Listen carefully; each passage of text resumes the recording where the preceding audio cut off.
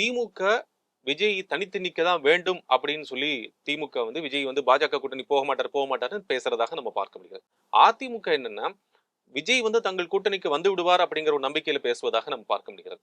இதுல பாதிப்பு வந்துவிடும் அப்படின்னு நினைச்சு பண்றாங்களா? இப்ப திமுகவுக்கு அதிமுக கூட்டணியில் இவர் போயிட்டால் சிறுபான்மையினர் வாக்கு பாதிக்கப்படும் என்று திமுக கருதுகிறதா?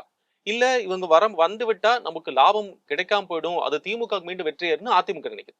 இல்ல அதுல ஒரு சின்ன இது இருக்கு. வாட் யூ கால் தட், அதை வேற விதமா பேசலாம். அப்படின்னா தாவேகா வந்து அதிமுக பாஜக இருக்கிற கூட்டணிக்கு போனா அது திமுக அட்வான்டேஜ். Okay okay. அது எடுத்த உடனே திமுக 14% ஓட்டை வாங்கிட்டு போயிட்டே இருப்பாங்க. அவங்க ஸ்டார்டிங்கே 14% அதுலதான் ஆரம்பிப்பாங்க அவங்க. ஆனா தாவேகா அதிமுகவோட தான் போகுது, பாஜக அதுல இல்ல அப்படின்னா அது திமுகவுக்கு ஃபைட், அது ஸ்ட்ராங் ஃபைட் கொடுக்கும். ஏன்னா அந்த மைனாரிட்டி ஓட்டை இவங்களும் எடுத்துருவாங்க. கொஞ்சம் திமுக எதிர்ப்பு ஓட்டும் கன்சாலிடேட் ஆகிடும், வேற எங்கேயும் போகாது, இவங்களுக்கு தான் வரும் ஆக்சுவலா. அதனால அதுல இன்னும் சில கட்சிகள்லாம் சேரும். பாஜக இல்லாதனால வேறு பல கட்சிகள்லாம் அந்த தாவேகா அதிமுக கூட்டணியில சேரும், அதுக்கான வாய்ப்புகள் இருக்கு. அதனால வந்து தாவேகா அதிமுக கூட்டணியோட டைனமிக்ஸ் வேற, தாவேகா அதிமுக பாஜக இருந்தா அந்த டைனமிக்ஸ் வேற. அது திமுகவுக்கு வாய்ப்பு கொடுக்குற ஒரு கூட்டணியா இது மாறிடும் ஆக்சுவலா. அதே மாதிரி பாத்தீங்கன்னா விஜய் தனியா நின்னா அதோட டைனமிக்ஸ் வேற. சோ விஜய் தனியா நின்னாலுமே திமுகவுக்கு ஒரு பாதிப்பை உண்டாக்குவார். மைனாரிட்டி ஓட்டை கொஞ்சம் எடுக்கிறதுக்கான வாய்ப்புகள் அவருக்கு இருக்கு, இல்லைன்னு சொல்ல முடியாது. அதே சமயம் வந்து பாஜக எதிர்ப்பு திமுகவுக்கு இருக்கா?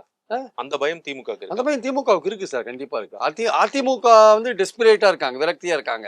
எப்படி தாவேகா வந்துடும், ஆனா அவங்களால பாஜக விட்டு வர முடியுமா தெரியாது. கடைசி நேரத்துல அவங்க பாஜக விட்டு வந்தாங்கன்னா இப்ப இருக்கிற கூட்டணி எல்லாம் எக்கு தப்பா மாறதுக்கான வாய்ப்புகள் இருக்கு நிறைய. அதிமுக பாஜக விட்டு வரணும், வந்தா தாவேகாவோட மூவ்மெண்ட் வந்து தெளிவாகும். அவங்க வந்து சரி திமுக முறியடிக்கிறதுக்கு நம்ம 2 பேரும் அதிமுகவோட சேரலாம், பாஜக விட்டு வெளில வந்துட்டாங்க அப்படின்றது. அப்படி வந்துட்டாங்க, அதிமுக வந்துட்டாங்க வச்சுக்கோங்க, அது வருவாரா மாட்டாரா, பாஜகவுக்கு துரோகம் பண்ணிட்டு வருவாராலாம் நமக்கு தெரியாது. அமித்ஷா எந்த மாதிரியான ஒரு கிடுக்கி இப்படி அவரை போட்டு வச்சிருப்பாருன்னு நமக்கு தெரியாது. பாயிண்ட் என்னன்னா வந்து அப்படியே எடப்பாடி வந்துட்டாருன்னா அது வந்து தாவேகா அதிமுக கூட்டணி வந்ததுன்னா அது திமுகவுக்கு அது இன்னும் கடுமையான ஒரு ஃபைட்டை கொடுக்கறதுக்கான வாய்ப்புகள் இருக்கு. ஆனா அதே தாவேகா அதிமுக பாஜக அப்படின்னா அது திமுக அட்வான்டேஜான கூட்டணியா இருக்கும். அது 2024 கணக்கு வச்சு பார்த்தா கூட 18% பாஜக கூட்டணி என்டிஏ கூட்டணி வாங்கியிருக்கு. 22% 20-25% அதிமுக கூட்டணியில் இருக்கக்கூடியவர்கள்.